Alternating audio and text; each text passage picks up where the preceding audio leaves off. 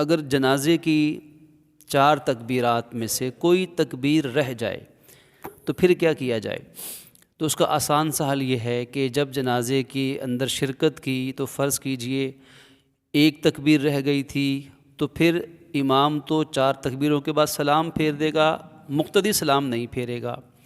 وہ امام کے سلام پھیرنے کے بعد اپنی چوتھی تکبیر کہے گا اور اس میں سبحانک اللہ جو اس نے پہلی تکبیر میں پڑھنا تھا وہ پڑھ کے پھر سلام پھیر دے گا۔ اب اس کی 4 تکبیریں پوری ہو گئیں۔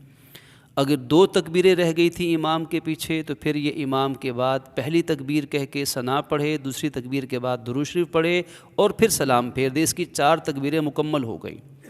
اگر 3 تکبیرات جنازے کی رہ گئی تھیں تو پھر اسی ترتیب سے یہ امام کے بعد پہلی تکبیر کہے گا، ثنا پڑھے گا، دوسری کہے گا، درود پڑھے گا، تیسری کہے گا، جنازے کی دعا پڑھے گا۔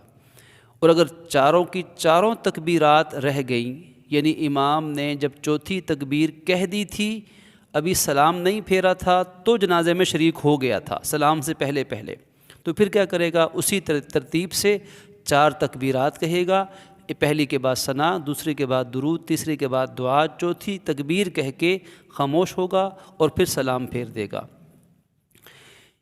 کیونکہ یاد رکھیے کہ اصل جو جنازے کی نماز ہے وہ ہے 4 تکبیرات کہنا، جیسے کوئی 4 رکعت والی نماز ہے، جیسے فرض نماز ہے۔